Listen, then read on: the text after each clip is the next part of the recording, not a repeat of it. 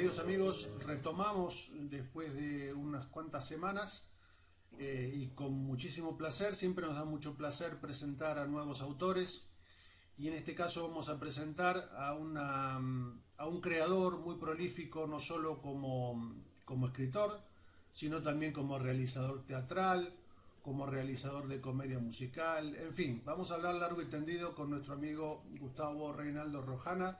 Te saludo, Gustavo, ¿cómo estás? ¿Qué tal? ¿Cómo estás, Daniel? Mucho gusto en saludarte y gracias por la presentación. No, no, nada que agradecer. En principio, como editor, tengo que agradecerte lo que has escrito, porque vamos a hablar de un libro que no es un libro común. No es una historia más de ficción que ustedes van a leer como si nada, una de las tantas historias del momento. No, es una historia distinta. Y estamos hablando de que podemos encuadrarlo dentro del marco de literatura juvenil, aunque es una lectura que yo diría que es para todos, eh, porque es una gran historia de ficción protagonizada por unos niños preadolescentes, pero que tiene un trasfondo social, de denuncia y también de amor muy importante. Estamos hablando de Memorias de Lev, que así se llama el libro que acabamos de lanzar con muchísimo placer. Quiero que nos cuentes, eh, porque no es un libro, no es una historia común. En principio tengo que contarles que Gustavo es un especialista en el tema del conflicto palestino-israelí, que ha escrito muchas cosas sobre ello, varias obras. El muro, El agua es otro de los libros que ha escrito, Refugiados de Palestina. Bueno, eh, tienes estás muy involucrado con el tema y además lo cuentas como nadie. Quiero que le cuentes a la gente por qué en principio se te ocurrió escribir esto y por qué un libro para jóvenes. Como vos bien decías, Daniel, mis anteriores libros eran libros de investigación también, que me llevaron a escribir el primer libro, que es El Muro, que es una novela, y que también trata sobre los conflictos que tienen dos amigos, cuando a terceras personas se le ocurre construir un muro. Y como nosotros somos los seres humanos, que necesitamos vernos, necesitamos el contacto, estos dos amigos dejaron de verse, sus familias dejaron de verse. ¿Sí? Uno es de religión musulmana y otro de religión judía. Lo que yo trato de comunicar en El Muro, como en Memorias de Lev, es cada uno de nosotros nace, quién sabe por qué, por gracia del Espíritu Santo, por gracia de Dios, o Sí, por para algo quienes creen, superior que no sabemos qué es en definitiva. o para los ateos porque sí, porque tuvimos que nacer en un lugar determinado.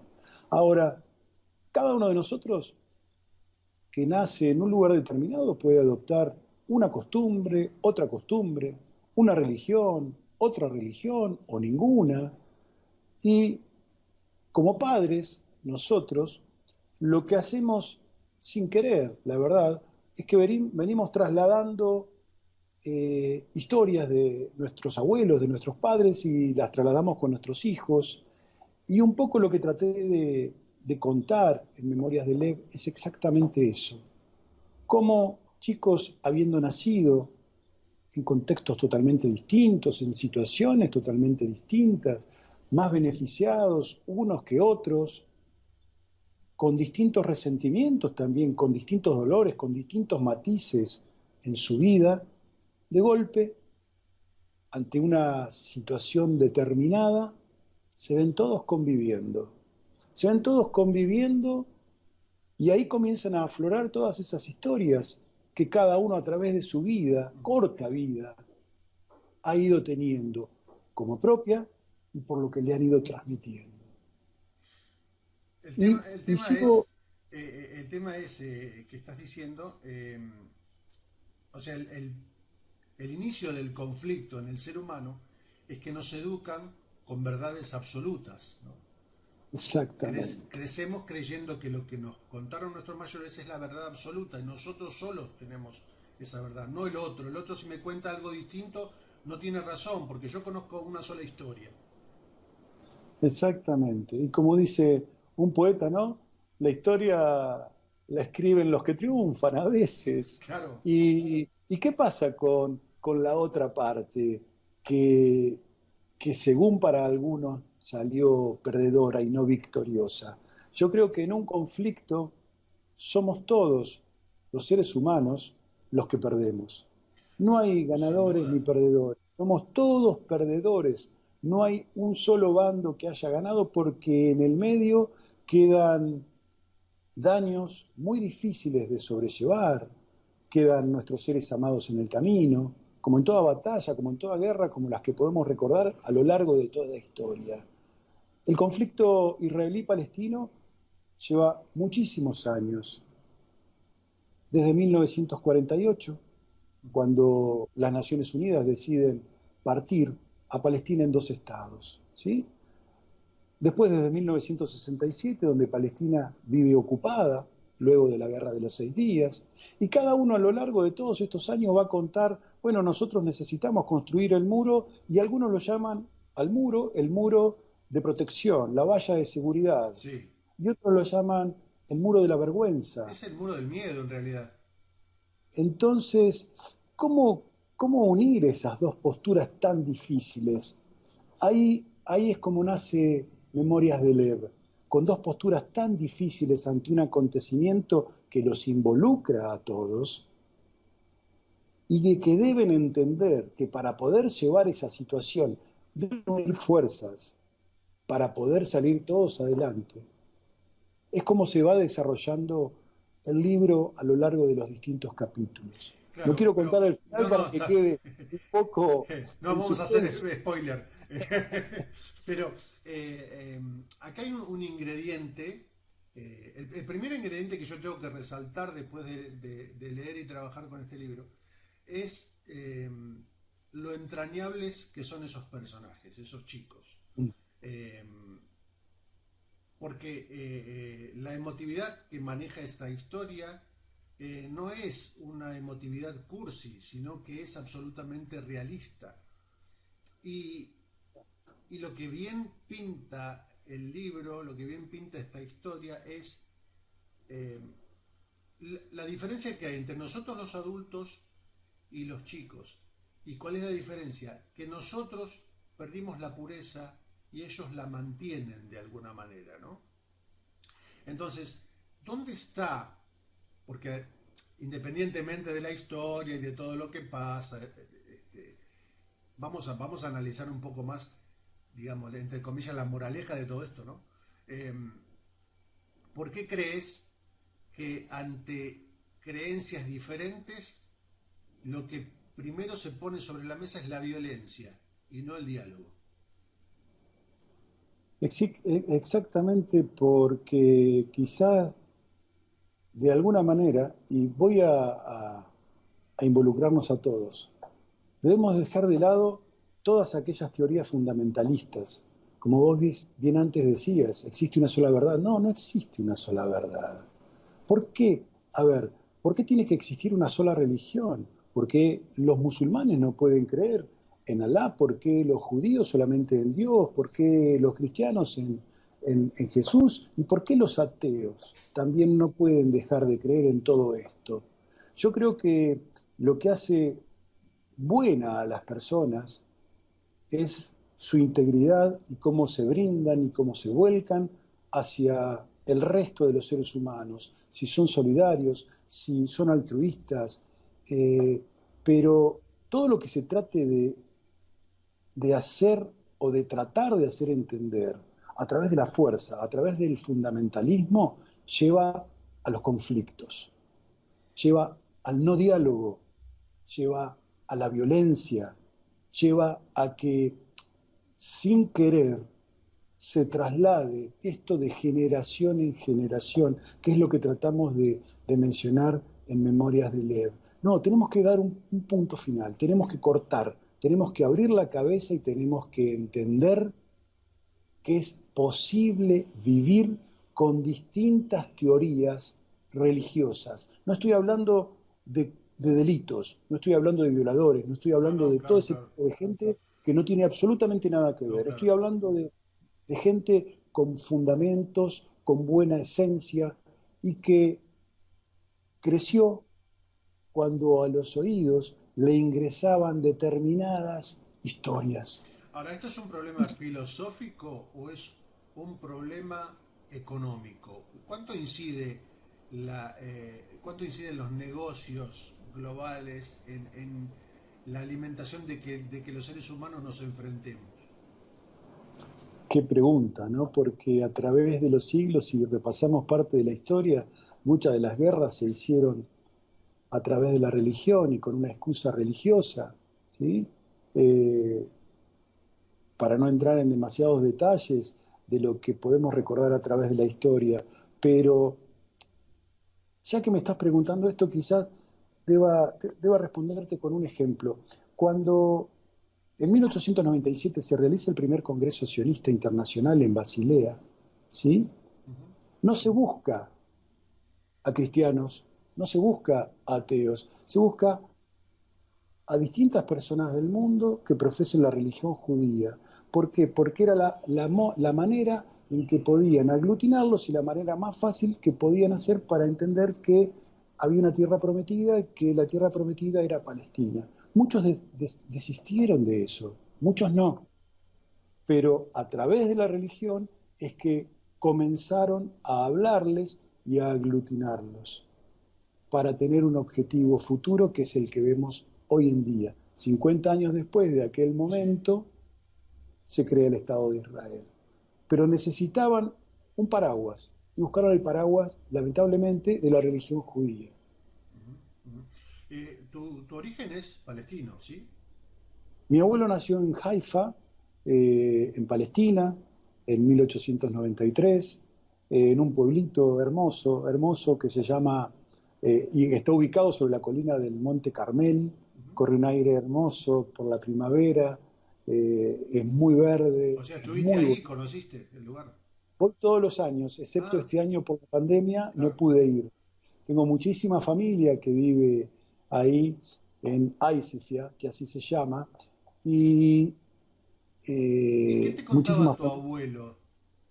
Yo a mi abuelo no lo conocí. Mi abuelo Ajá. falleció un año antes de que yo naciera. Mi abuelo falleció en 1959, yo nací en 1960. Lo que pude rescatar de mi abuelo fueron lo que me fue contando mi abuela, mi padre y algunas cartas que con mi primer viaje a Palestina, que le escribían a él en árabe, Ujú. pude hacerlas descifrar y me las fueron traduciendo y me fueron contando cómo habían sido esos años, no solamente para mi abuelo, sino para todos los pobladores de Palestina antes de la partición y posterior a la Ajá. partición. Ah. Pero, mira, por ejemplo, en Aisifia, que así se llama el pueblo donde vive gran parte de mi familia, conviven, conviven de una manera armónica, de una manera como vecinos, drusos y cristianos. Mi Ajá. familia es cristiana, ¿no? Viven drusos y cristianos, vecinos de toda la vida. Tal fue el caso que cuando en 1948 se particiona Palestina, el ejército sionista comienza a expulsar a los palestinos, ¿sí? Sí, ¿Y quiénes defienden a los palestinos cristianos? Los drusos, claro. que colaboraban con la creación del nuevo Estado de Israel. Pero Ujú. dijeron, no, a ellos no los toquen, Claro. porque ellos son vecinos y hemos convivido toda la vida y queremos que sigan viviendo acá. Y gracias a esa postura de gente de otra Sí, religión, sí. con otra orientación política, ayudaron a mi familia, cristianos, para que puedan seguir viviendo en Aisifia. Fantástico. Y cuando estuviste ahí, y por lo que viste y por lo que te fueron contando, ¿qué cosas te han dolido más? Lo que más me ha dolido, ya entrando directamente en los territorios palestinos ocupados, es la gran injusticia, la tremenda violación a los derechos humanos que viven los palestinos, día a día y cada vez más. Sí, sí. Por ejemplo, amigos míos de la ciudad de Belén, una ciudad mágica, divina, donde queda solamente a 15 kilómetros de Jerusalén, donde muchas veces para las fiestas religiosas podían ir a Jerusalén, hacer el recorrido cristiano, dejaron de poder hacerlo. Les fue prohibido a ellos poder seguir yendo a Jerusalén.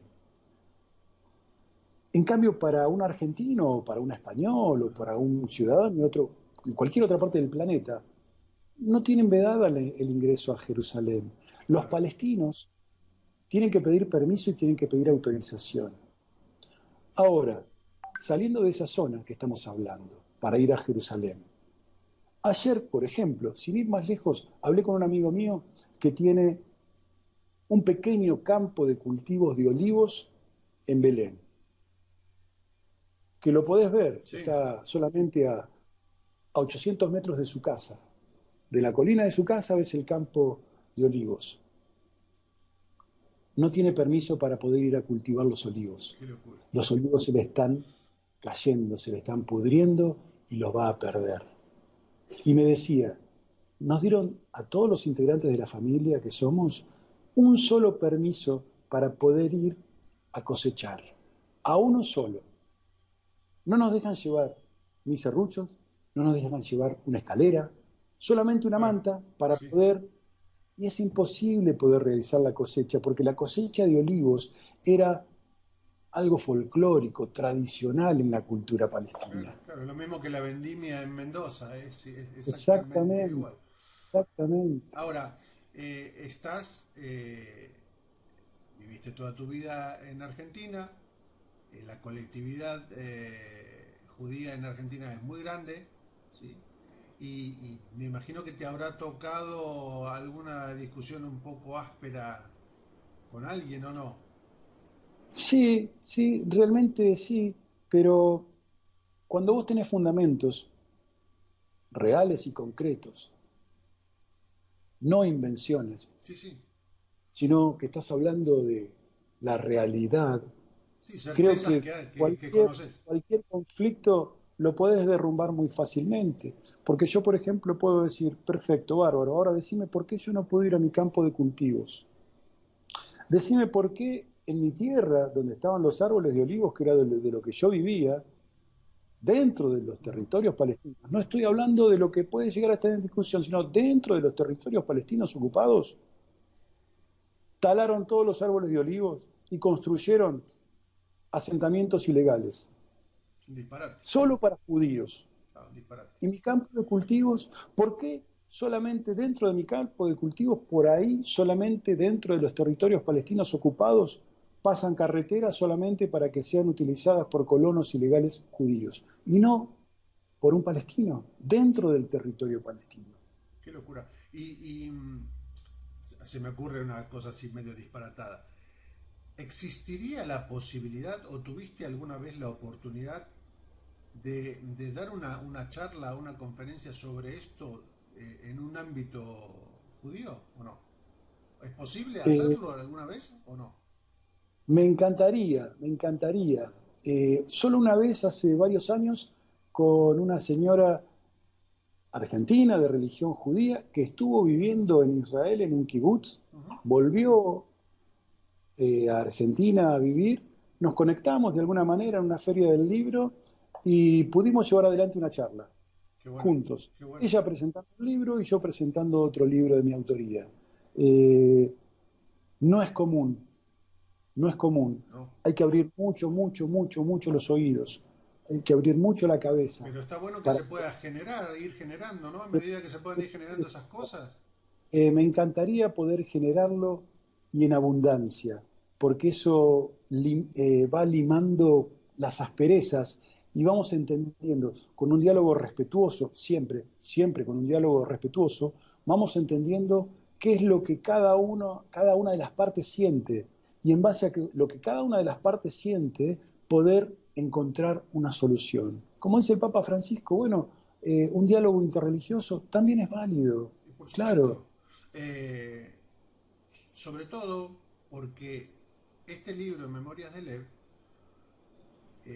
lo que deja y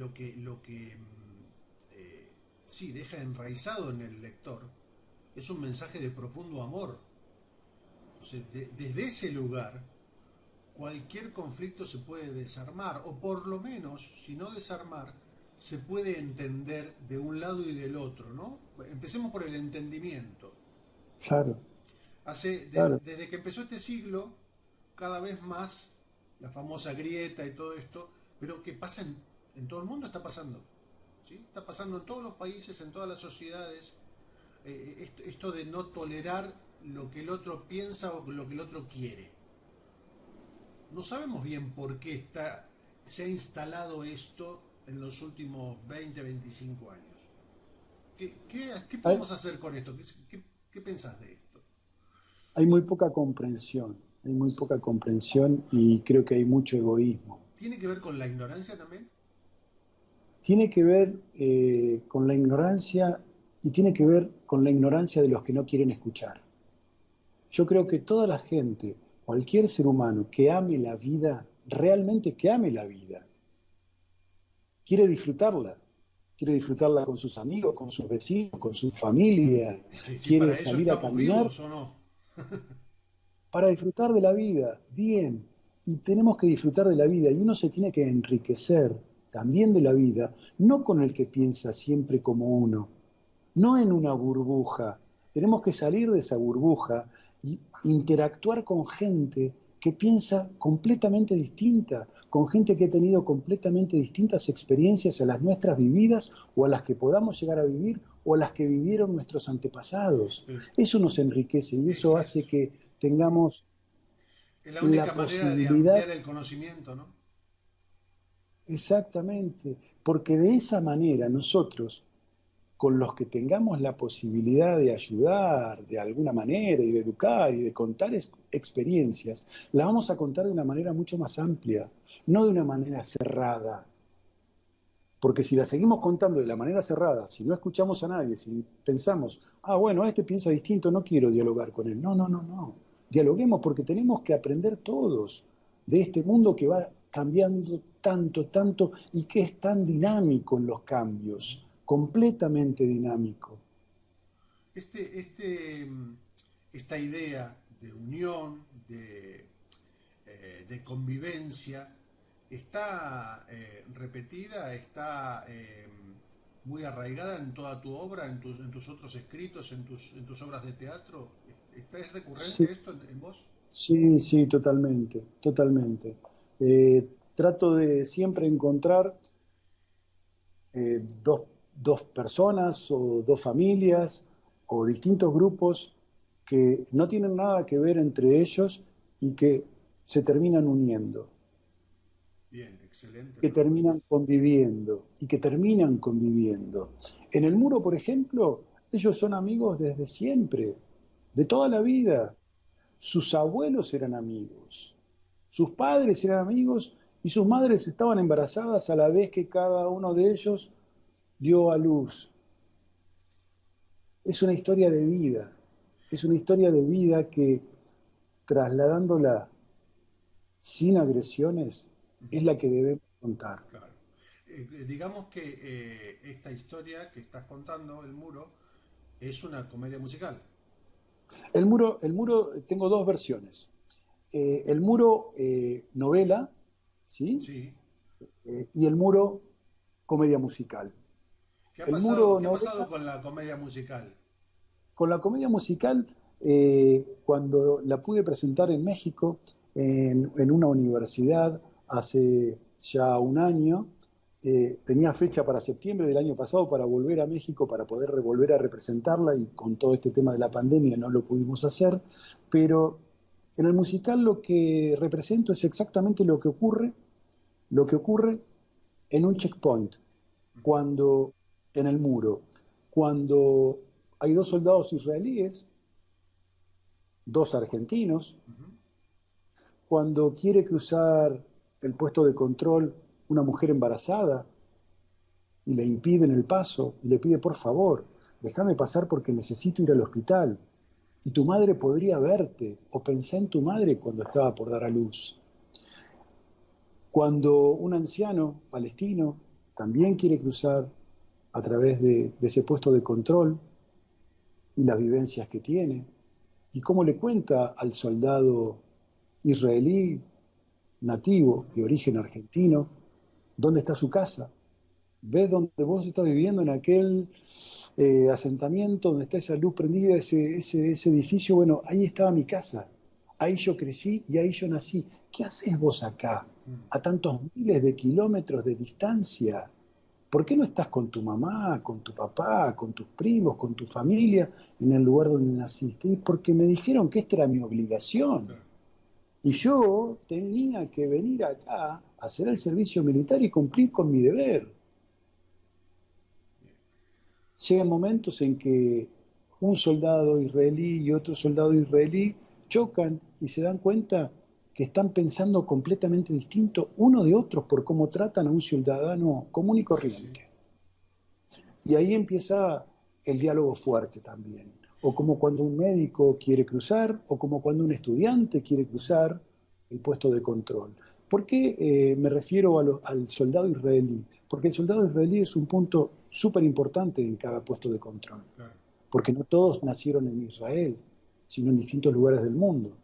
Y me reflejo en una madre a punto de dar a luz, momento sublime, en un estudiante, en un anciano y en un médico, que es lo que a diario Sí, sí, sí. viven para poder transitar de un lugar a otro.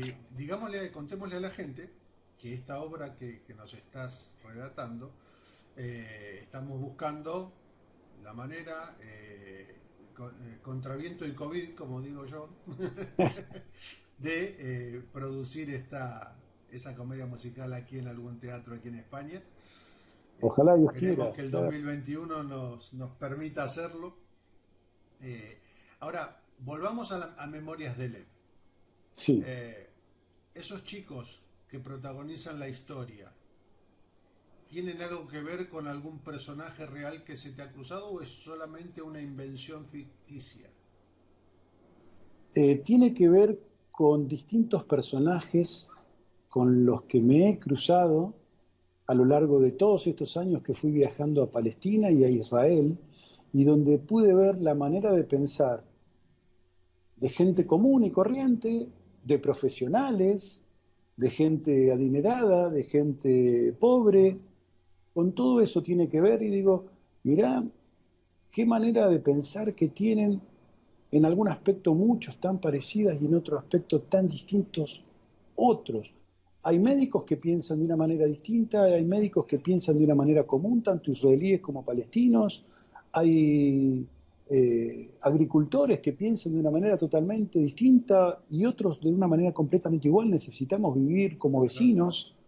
No hay una unidad de criterios. Lo que sí creo que en la medida que todos estos personajes vayan interactuando y no estén separados por el peor de los muros, que es el muro psicológico, Claro.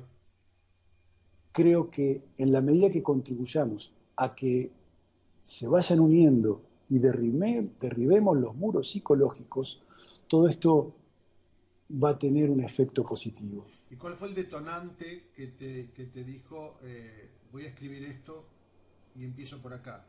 ¿Qué fue lo que te dijo? Esto es un libro.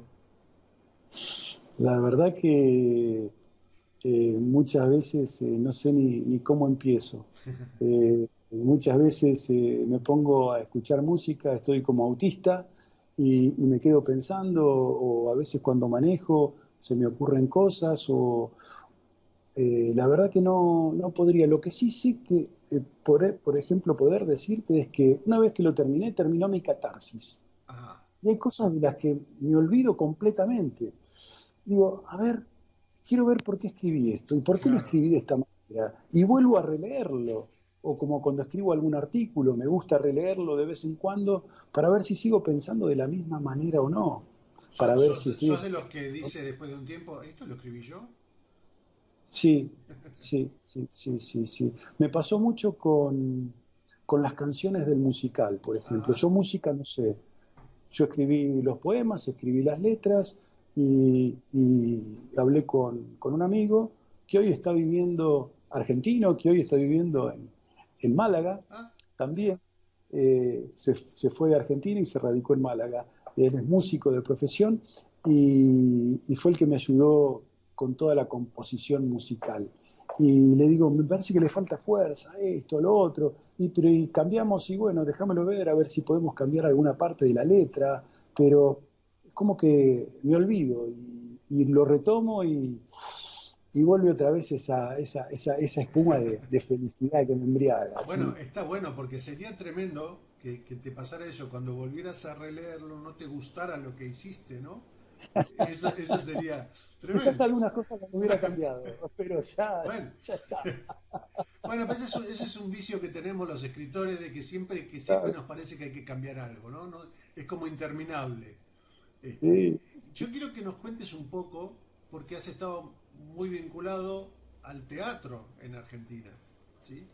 Entonces, sí. quiero que nos cuentes un poco esa parte, ¿no? Esa parte teatral, cómo llegaste a esa vinculación, a hacer, a poner en escena obras que han tenido su buen cartel en Calle Corrientes inclusive.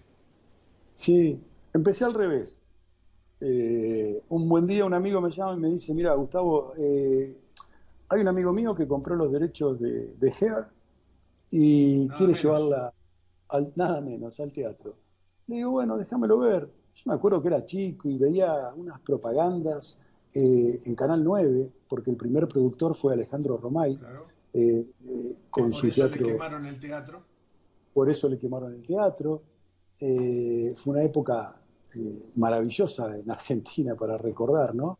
Pero digo, che, bueno, el título me encanta y yo tengo idea de las canciones y todo, bueno, empiezo a ver, empiezo a hablar con el director, me entusiasmo y me dice, ¿estás seguro? Otro amigo me dice, ¿estás seguro? Mirá que son muchos los actores. Sí, sí, dale, me voy a dar para adelante. Claro, eran como 40 actores en escena, más esto, más iluminación, ¿De qué año estamos hablando? Estamos hablando del año 2003, Claro, 2004. ya es una versión muy posterior a aquella original que hizo Valeria Lynch. Exactamente, Valeria Lynch, Rada, Fontova, Susan Qué nenes, Ferrer. ¿no? Que había ahí. Sí, sí, sí. Bueno, y la verdad que me fue muy bien y la disfruté muchísimo. Y hice muy buenos amigos. Por ejemplo, Susan Ferrer, que Claro. ella fue una de las que también muy contenta iba y me acompañaba y me contó parte de la historia de esos años iniciales. eh, y mucha gente maravillosa. Y después hice alguna otra producción también con Susan Ferrer para poner en cartel temas musicales de obras de teatro musical, Ajá. ¿sí? Interpretados por ella y Sí, por su sí. hija. Hasta que después me animé a escribir, escribí un drama que que se titula La Mejor Carta, donde también con dos actores muy conocidos, María Fernanda Callejón y Cristian Sancho, la interpretaron, ya era mucho más fácil, eran dos actores Claro. solamente, donde el diálogo era distinto, donde todo era completamente distinto. Y estuvimos ahí unos cuantos meses y la verdad que fue también maravilloso. Y a partir de ese momento tuve la felicidad de que, bueno, Cristian empezó a despegar, a despegar, a Sí. despegar. Empezaron los contratos y los convenios con distintos canales de televisión y me vinculé con mucha más gente, me reencontré con un amigo de la infancia que hacía muchos años que no veía, él fue el director de la obra Y y no siempre, llegaste a la televisión. no, Qué raro. aún no, todavía no, vamos a ver, quizás algún día sí, pero ¿Qué hoy pasa tengo que hoy decir que con los creadores en Argentina? Con escritores, productores teatrales, guionistas. ¿Qué pasa? ¿Qué está pasando? ¿Pasa algo? Eh, ¿Qué tan mal están o qué tan bien pueden llegar a estar?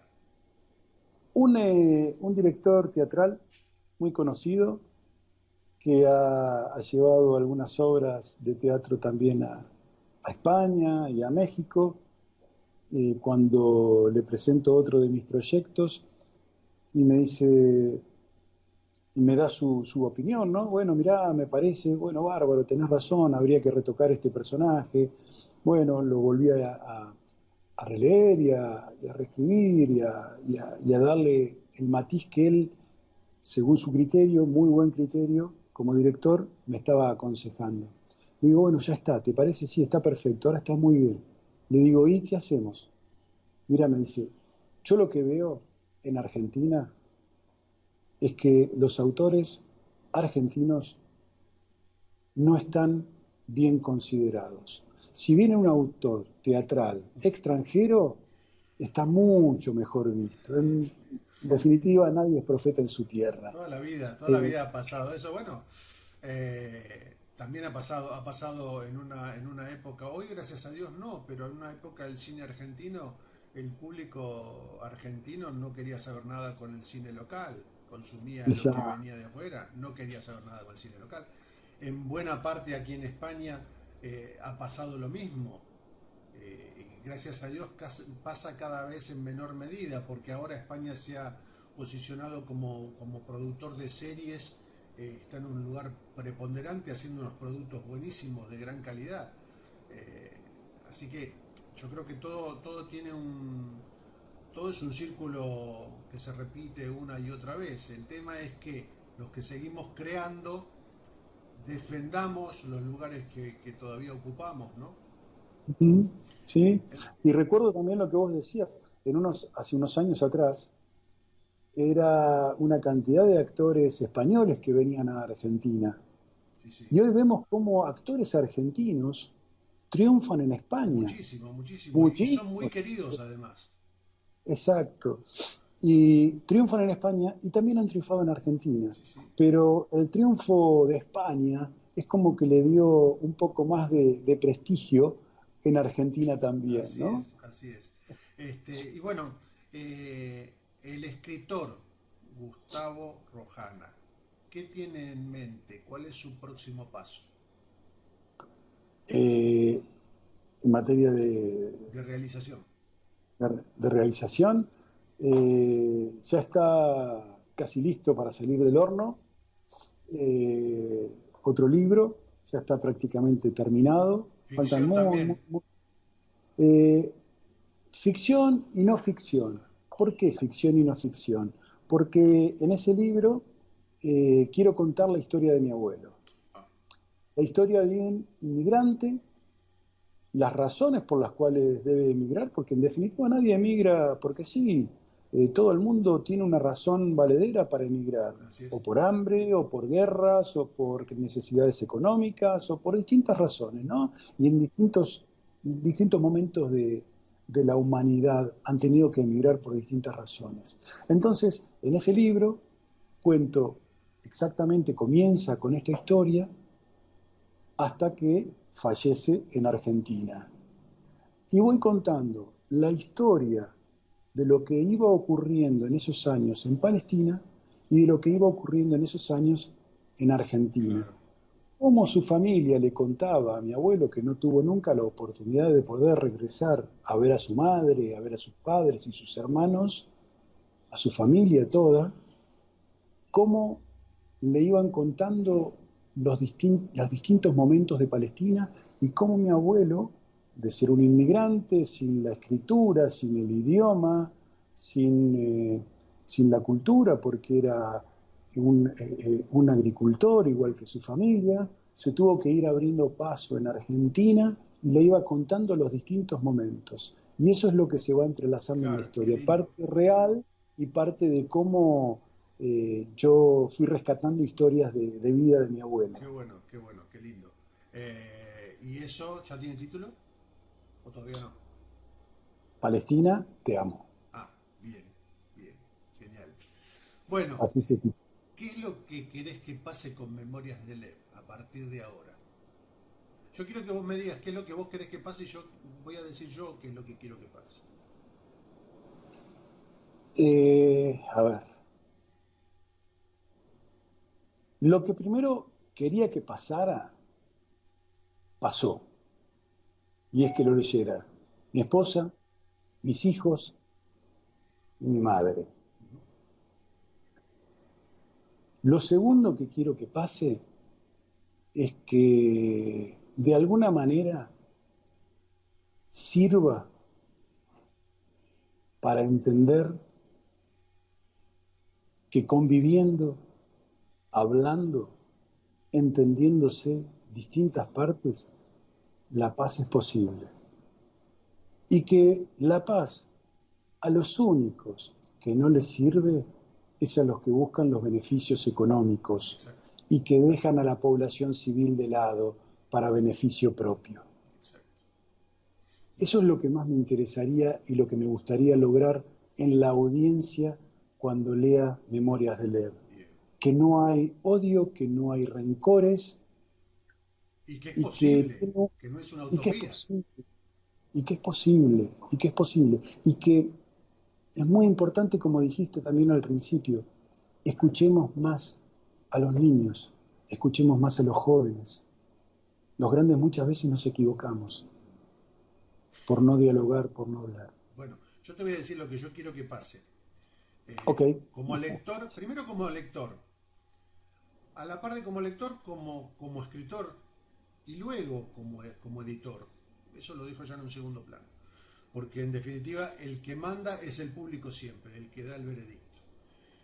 Pero yo voy a instar y voy a aprovechar esta entrevista que vamos a subir en las redes y en muchos lados, para que si cuando esta entrevista sea vista por algún funcionario del Ministerio de Educación en Argentina o del Ministerio de Educación aquí en España, tomen en cuenta que este libro debe ser y tendría que ser material de lectura obligatorio para los chicos y para los jóvenes.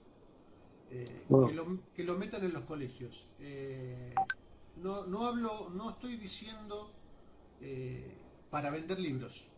No, no me interesa eso. Me interesa el valor que tiene el mensaje que has dado en esta historia. Además que es una historia preciosa para leer porque es atrapante, porque y para los chicos va a ser sumamente apasionante, porque es uno de esos libros que uno lo agarra y no lo va a soltar hasta el final. Eh, pero lo que este libro propone eh, es una de esas lecturas que hace mucho tiempo en los programas educativos no existen.